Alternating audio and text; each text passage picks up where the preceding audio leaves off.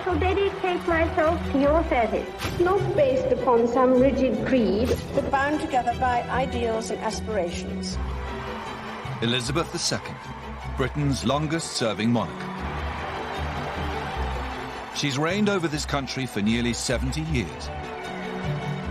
She's a woman of remarkable stamina. She's the most famous woman in the world. She's seen a man land on the moon, and 14 prime ministers come and go. But 400 years earlier, there was another Queen Elizabeth. Elizabeth I is this brilliant, genius queen. Now, we're setting the two Elizabeths side by side to see if, despite the centuries, there is more that unites than divides them. The idea of comparing the two Elizabeths is immensely fascinating. It might look on the surface that they have nothing in common, but when you dig a little deeper, the story becomes even more extraordinary. We'll compare the lives and personalities of the two queens. Separated by centuries, but confronting almost identical problems. To discover the surprisingly similar struggles they both faced. She had to fight for her right to the throne. And the battle they both fought to protect their reigns. At the core of each woman is a very strong will for their country as a whole. These two powerful women, neither of whom were ever meant to be queen, and both of whom became the most successful queens in history.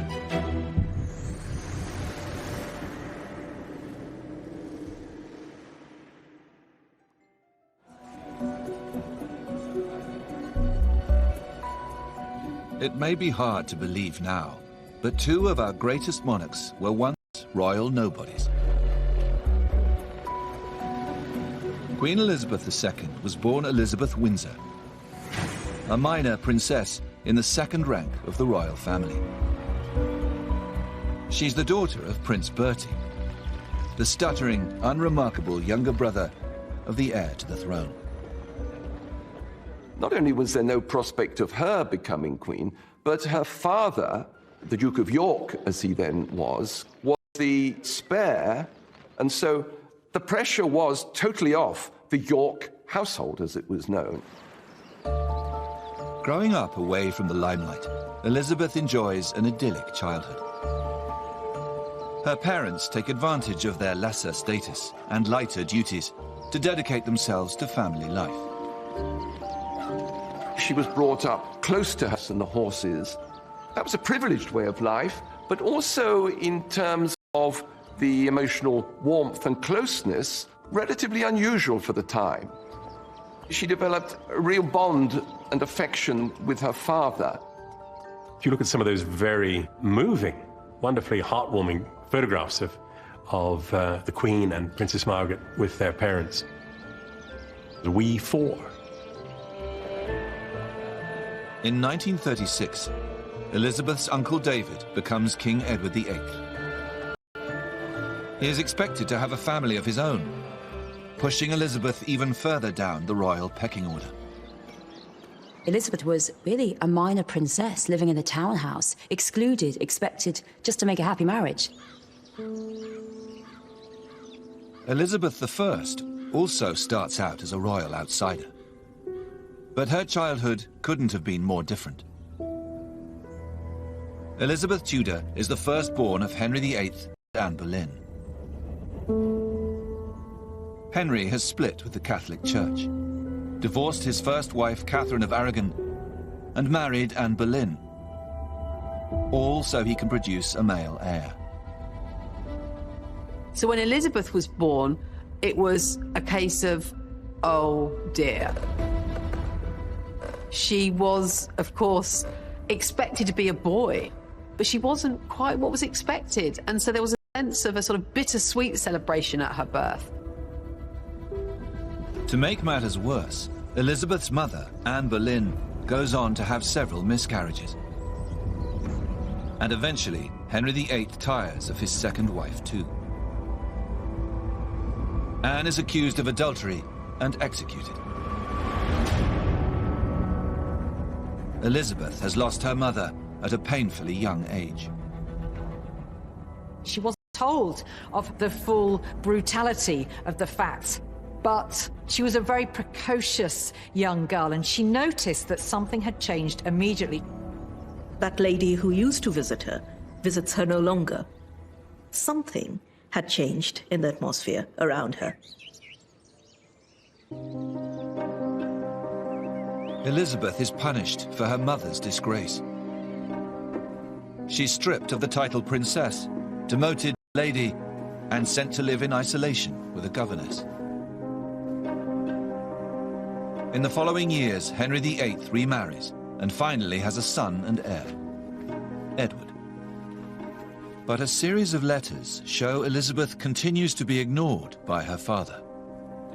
What during her childhood? So Lady Bryan here, so she's looking after the motherless Elizabeth, and she's pleading with him to supply her with clothes. And so Lady Bryan says here that she has neither kirtle nor petticoat nor linen or kerchiefs. And so the list goes on. It's clear that poor old Elizabeth has been completely forgotten about. She's just cast adrift, couldn't be further from the throne if she tried. Nobody would have ever guessed that there were much greater things to come if you read this letter. But an extraordinary series of events will soon change everything for both Elizabeths.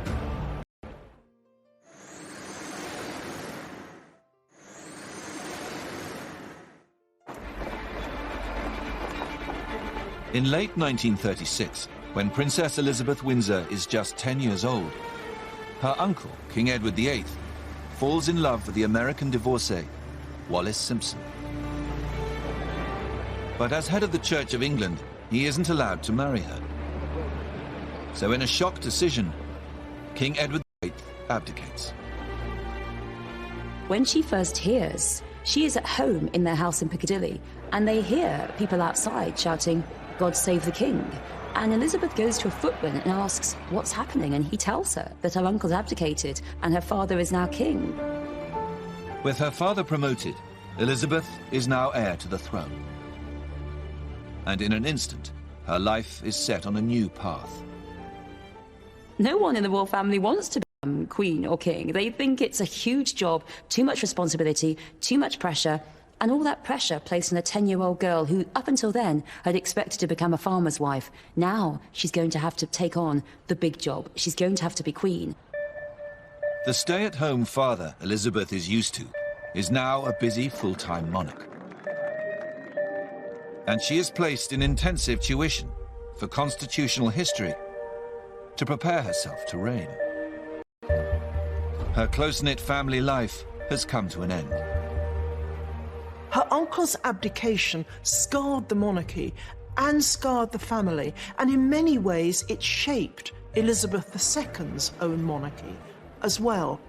Extreme, almost excessive concern for duty, for self-restraint, surely came from her uncle's dereliction of duty. As one looks at the evolving personality of Elizabeth II from childhood, the outgoing, bubbly little girl evolved into a rather withdrawn personality. And I think that is the weight of responsibility upon her. 400 years before her, young Elizabeth Tudor is on a tumultuous path of her own. It's interesting, both Elizabeths had a rocky road to the throne. Elizabeth II came to the throne through great trauma for the monarchy.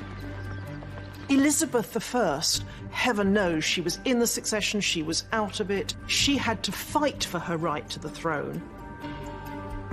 When the neglected Elizabeth Tudor is 13 years old, her father Henry VIII dies, and her half-brother Edward becomes king. But the sickly boy passes away just a few years later. And in his place, Elizabeth's Catholic half-sister Mary becomes queen. She sees Elizabeth as a rival and throws her into the Tower of London. Elizabeth I had an incredibly traumatic childhood. First, her mother is executed, then her sister, Mary, puts her in the tower and nearly chops off her head. Really as traumatic as you could imagine.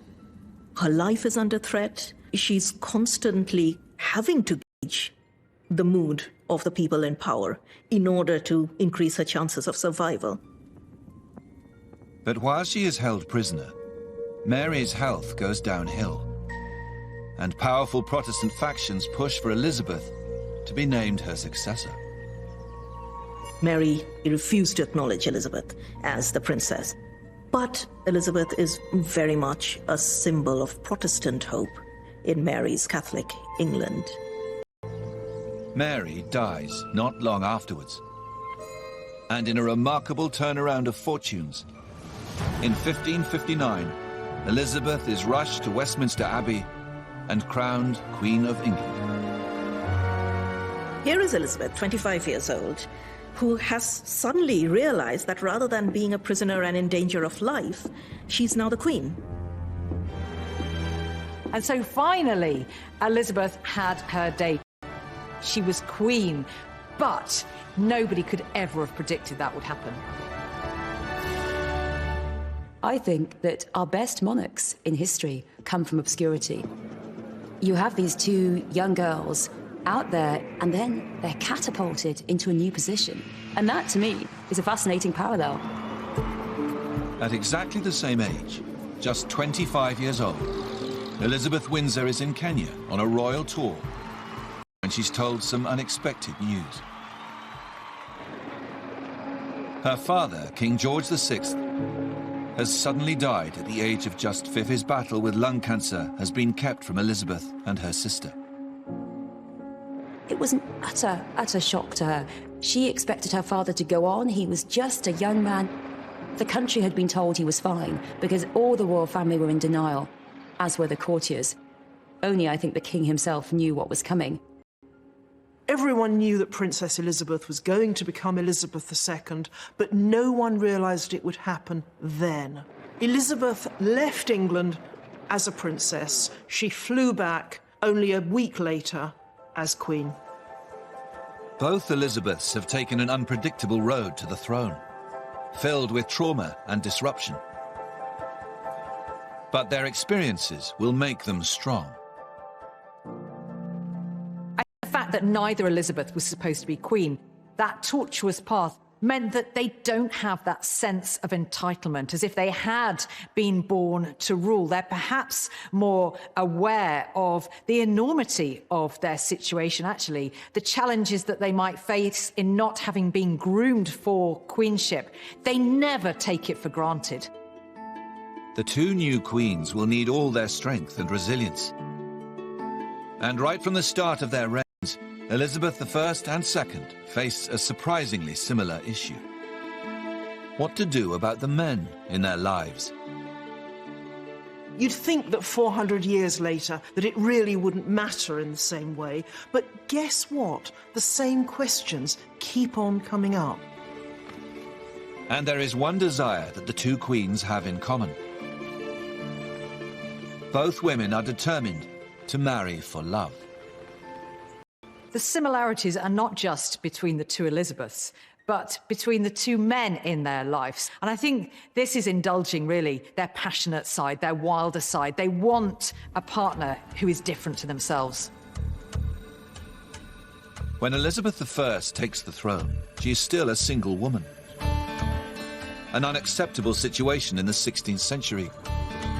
And she is expected to marry as soon as possible. Women at the time were understood to be more sexually voracious than men. And in order to remain chaste, which of course was the absolute imperative of any woman before marriage, not least the Queen, they needed to get on and get married. Elizabeth's male advisors want her to marry an influential lord or foreign prince and secure a powerful alliance. But the Queen seems to have other ideas. She's spending every spare moment with her handsome master of the horse, Robert Dudley. Dudley is of two people who are so familiar with each other and know the way each other thinks, almost. But there's also a real sense of that private relationship quite often coming into tension with their public persona. Dudley is not a popular suitor for the Queen. Elizabeth's master of the horse is penniless and from disgraced lineage. Robert Dudley came from a family of executed traitors. All around were horrified by his rise in her favour. Who was this jumped-up young man whose tall, dark good looks and charismatic ways seemed to be bowling over the new young queen? And there is another major problem. Robert Dudley is already married. So he was perhaps the great love of her life, but a man that really she could never marry. I think it's interesting that both queens are obviously drawn to very attractive, very charismatic men. They're not just going to go for the safe option, if you like. Elizabeth II's choice of man may not be married, but in many other ways, Prince Philip of Greece is another Robert Dudley. It's really curious when you look at it how actually similar Robert Dudley and Philip are. Yes, they're both incredibly handsome, marvellous soldiers, great on a horse, but also both of them were seen as from a slightly down-market family. Philip's family, they've lost the crown, they're in exile, they are dispossessed. He has no home. He was actually mocked when he had no address down in the Balmoral guest book. So there's no one in Elizabeth II's life who agrees with her marrying Philip. But unlike Elizabeth I, Elizabeth II won't be kept apart from the man she loves. The Queen marries Philip before she is crowned. She is determined to marry Philip. She wants him. She sees him as her perfect husband. She fell in love with him when she was 13 and never had eyes for anyone else. But as soon as Elizabeth II becomes queen, there is the question of where her husband Philip sits in the royal hierarchy. He wants a senior royal role in the family as head of the household. Prince Philip's ambitious uncle, Lord Mountbatten, was heard at a dinner party boasting that the House of Mountbatten now sat on the throne. And this caused outrage, with old Queen Mary, with the Queen meek and mild daughter would get pushed around by this brusque naval officer. Elizabeth has to make a choice. Give in to her husband and make him an equal partner, or follow her advisors and make Philip take a back seat.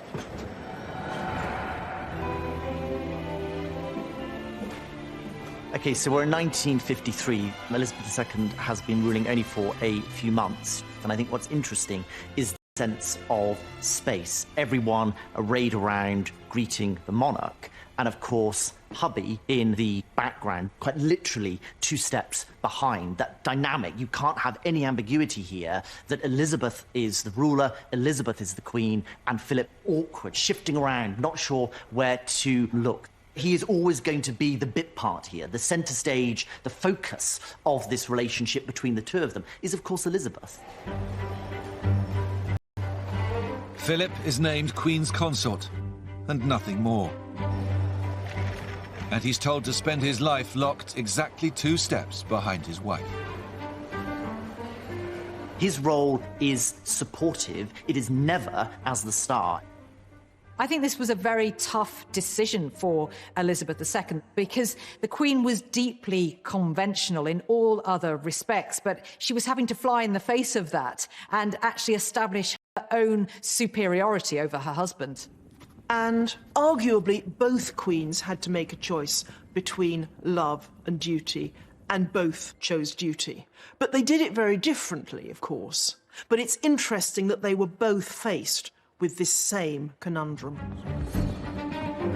2 years into Elizabeth I's reign, she finally has the opportunity to marry her forbidden love. Dudley's wife Amy has died suddenly in a fall, and he's now a single man. But the circumstances of his wife's death are hugely controversial. She was found at the bottom of a staircase, and rumours circulated that perhaps even the Queen had been involved. Her death was just rather too convenient. There's a lot of gossip in the court, as is inevitable in this period. But at this particular moment, those gossips really turn vicious. As the backlash grows, Elizabeth fears the scandal could endanger her hold on the crown. And she makes the heart-wrenching decision that she can never marry Robert Dudley. I think the one thing that she proves is that she's going to prioritize her duty over her personal affairs of the heart. Ultimately, what as a woman. Denied the man she loves, Elizabeth takes drastic action to solve the problem of who will be her husband. In a statement to Parliament, she resolves never to marry. I think it's an absolute genius crafting of a speech, because she turns it on them. You are all my children. I don't need to get married. I've got you, all my subjects, as my children. And then this is the masterstroke at the end, when she says, when I have expired my last breath, this may be inscribed upon my tomb. Here lies interred Elizabeth, a virgin pure until her death. She's solving the problem of a man in a queen's life by just refusing to make a decision. And this says it all. I will not, in so deep a matter, wade with so shallow a wit. There was nothing shallow about Elizabeth's wit. Both Elizabeths have navigated the challenge of love and marriage with different but equal skill. It seems, for both of them, the crown comes first and men must come second. But they still face a difficult battle to win over their people.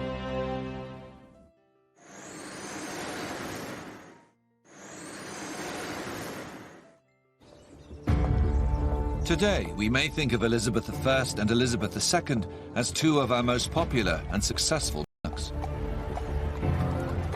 But it wasn't always this way. A few years into their reigns, both queens are seen as weak and incapable. And there are real doubts about their ability to do the job. What does this naive young woman know about running a country?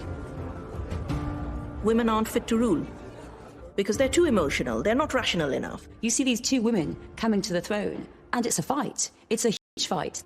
Winston Churchill, thinking about dealing with Elizabeth II, he cried. He said, she's just a child. I mean, she was 25 with two small children, but to him, she was a baby, and that's because she was a woman. At the start of their reigns, both queens have a real problem finding a way to project themselves as female leaders. In Elizabeth I's first portrait, she doesn't look like a commanding ruler. She looks like an awkward cardboard cutout, with her hunched shoulders and pinched waist and the awkward placement of her hands, as though she doesn't quite know what to do with them. This is not someone who would particularly inspire confidence in us. And that's, I think, it's very similar to how Elizabeth II felt when she started ruling in New York, in this enormous building and with these men flanking her. Here she is, this sort of solitary figure, slightly hunched or even hiding behind the podium and the lectern. And that same theme, I think, of hesitancy and awkwardness. So these two queens almost mirror images of each other, separated by centuries, but at the same time confronting almost identical problems. Both Elizabeths need to win the love and the respect of their people. And on further investigation, it seems the two queens use a very similar approach to help turn it around. During a visit to Australia and New Zealand, Elizabeth II introduces the royal walkabout for the first time. The informal and totally unrehearsed interaction with the crowd is unheard of in royal circles. And it's a spectacular success. It's now stamped indelibly on the identity of the royal family. That's what royal folk do. They go out and mingle. And there's a real message there, you know. She's saying, I care about you. You matter to me. And we can now see, consciously or not, she was reviving a technique of Elizabeth I. Elizabeth I was the first ever monarch to approach ordinary people and talk to them directly. Elizabeth I is actually unprecedented in the way that she goes out there and she does greet her public.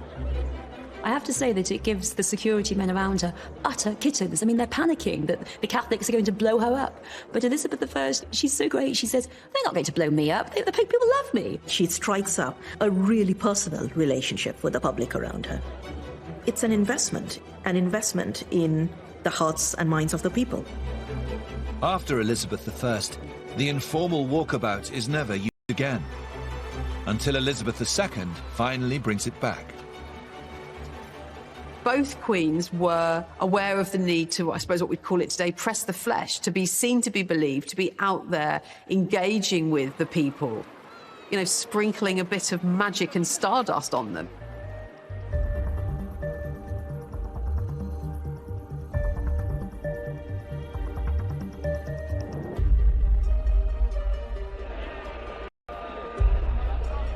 And both reigns coincide with new forms of mass media, which they use to rebrand themselves with a carefully crafted image,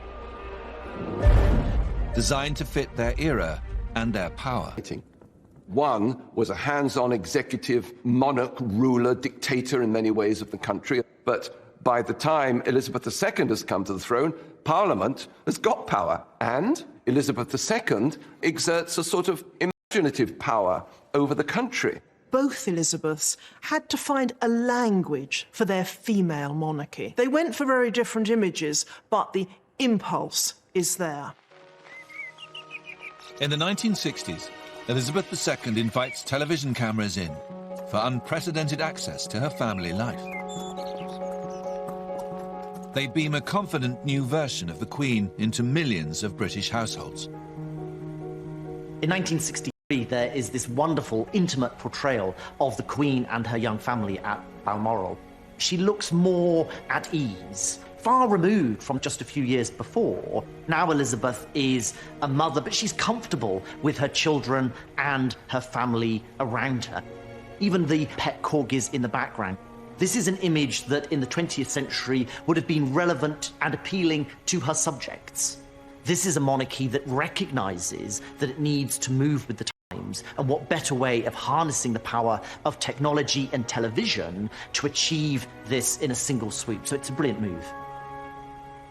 And I can remember as a boy watching that with absolute fascination. Look, there's the Queen, there's Prince Philip, and they're just like us.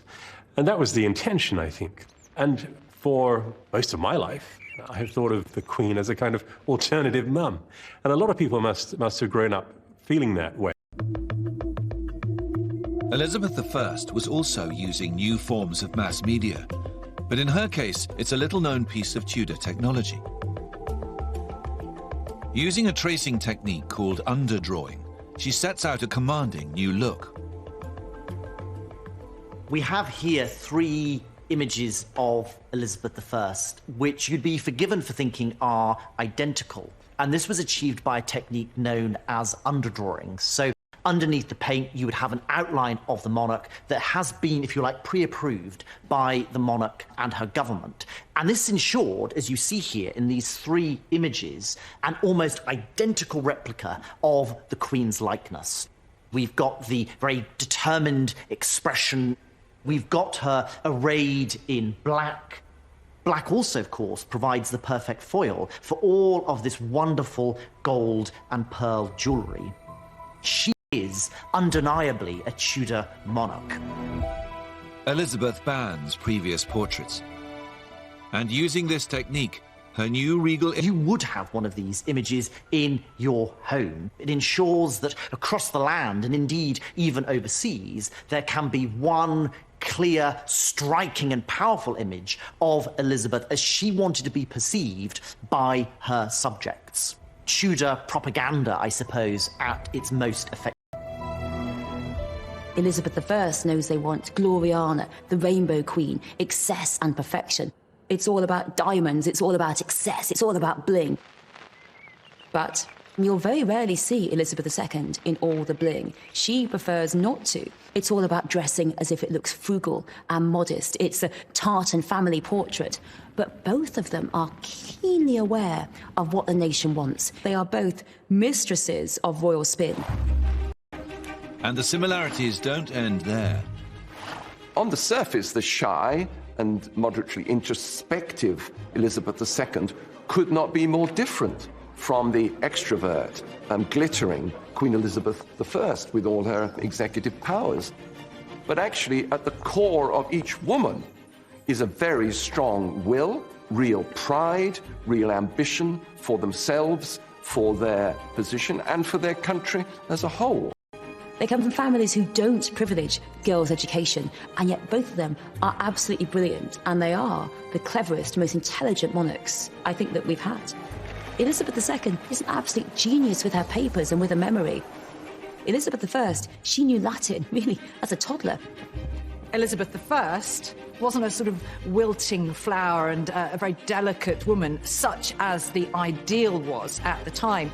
She loved hunting. She would spend hours on end engaged in the chase, and actually she wouldn't flinch from making the kill herself. And I think parallels can be drawn there to Elizabeth II.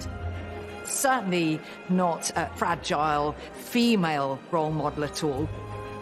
When we think of queens in general, we think of these kind of revered figures who are sitting on thrones the whole time. But actually there was this kind of normality, connecting with her horses and the outdoors. And I think that is a nice, common, human fact that does actually unite these two queens. Both women share a strength of personality, and after a difficult start, have proven themselves to their people. But overseas, trouble is brewing.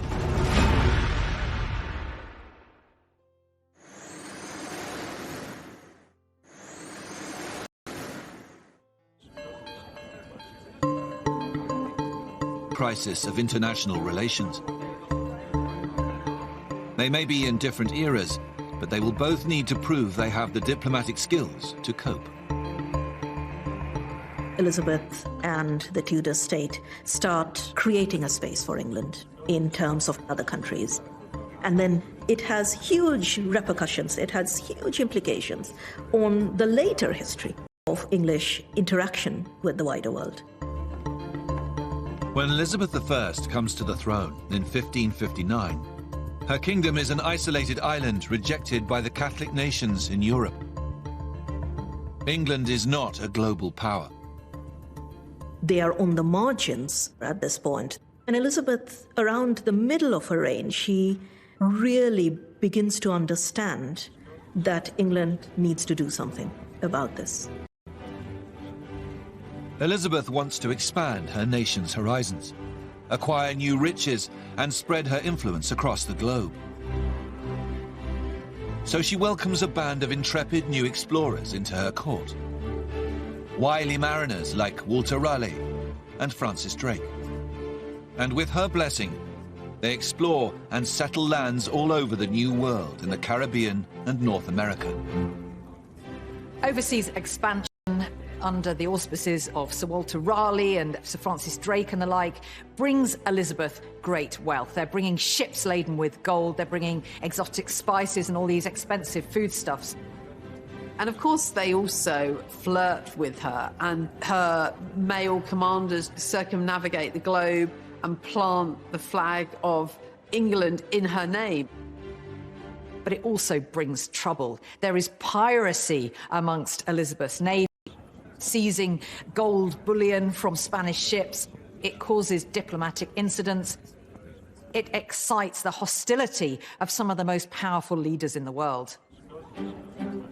But Elizabeth I proves a master at smoothing things over.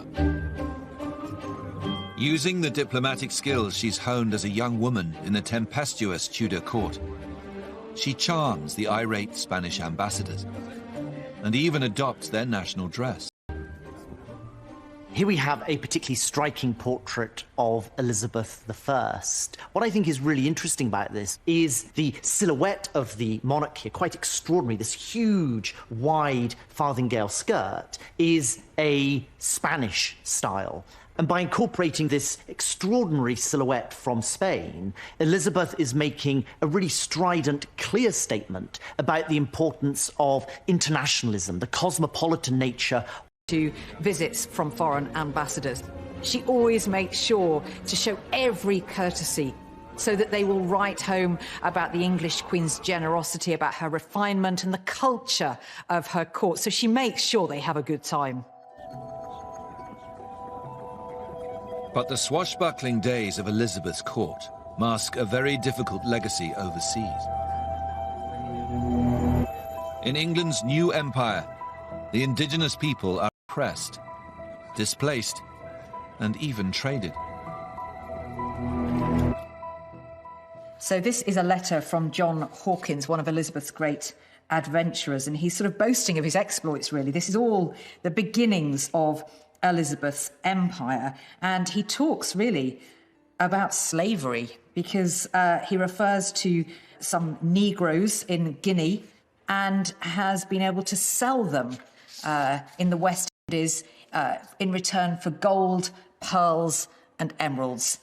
This is the darker side of Elizabeth's empire, and it's something that will have ramifications 400 years later that her namesake Elizabeth II is going to have to deal with. By the time Queen Elizabeth II comes to the throne, many of the colonies are finally freeing themselves from the shackles of empire and declaring independence. And in the new dawn, there is understandably a lot of resentment towards their old imperial masters and the British monarchy. One of the great issues facing Elizabeth II at the beginning of her reign is a poisoned chalice going back to Elizabeth I. She started to create this great British empire, and which then crumbled. All these countries could easily have decided to cease having Elizabeth as their head of state. And yet, somehow, this small, unassuming woman has become the totem, the glue that holds them all together. As Elizabeth II sets about confronting the dark history of empire, she starts to display many of the same diplomatic skills as her Elizabethan predecessor. She reinvents herself as queen of a new commonwealth of independent nations. And as she travels around her dominions, she wins over the foreign public by embracing their culture and even their national dress.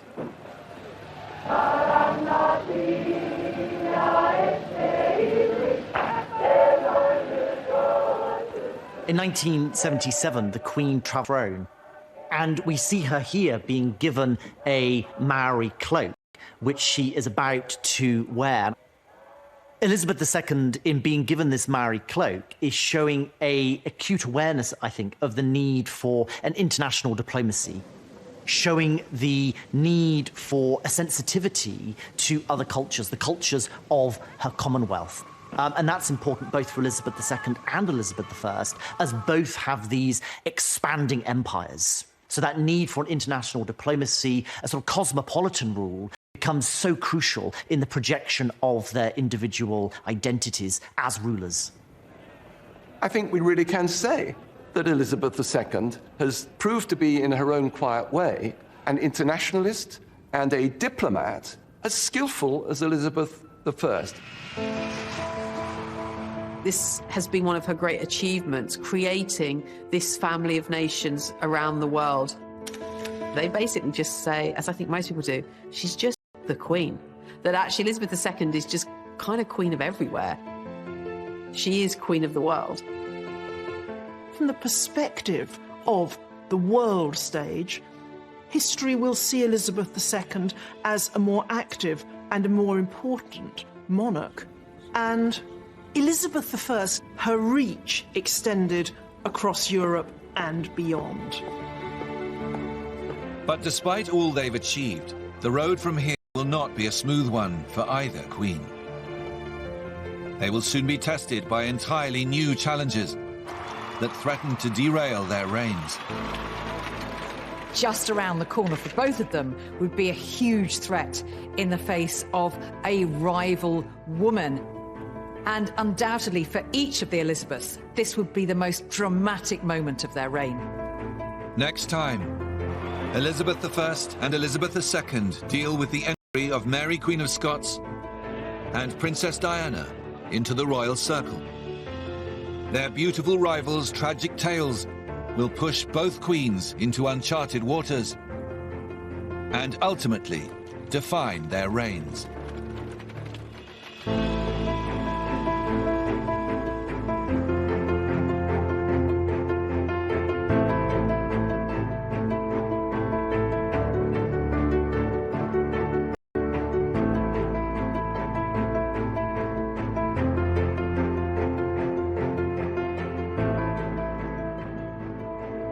Is a very strong will for their country as a whole.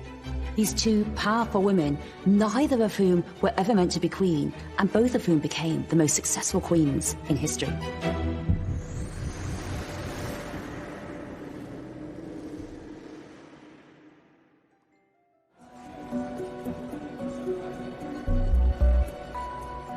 It may be hard to believe now, but two of our greatest monarchs were once royal nobodies. Queen Elizabeth II was born Elizabeth Windsor, a minor princess in the second rank of the royal family. She's the daughter of Prince Bertie, the stuttering, unremarkable younger brother of the heir to the throne. Not only was there no prospect of her becoming queen, but her father, the Duke of York, as he then was the spare, and so the pressure was totally off the York household, as it was known. Growing up away from the limelight, Elizabeth enjoys an idyllic childhood. Her parents take advantage of their lesser status and lighter duties to dedicate themselves to family life. She was brought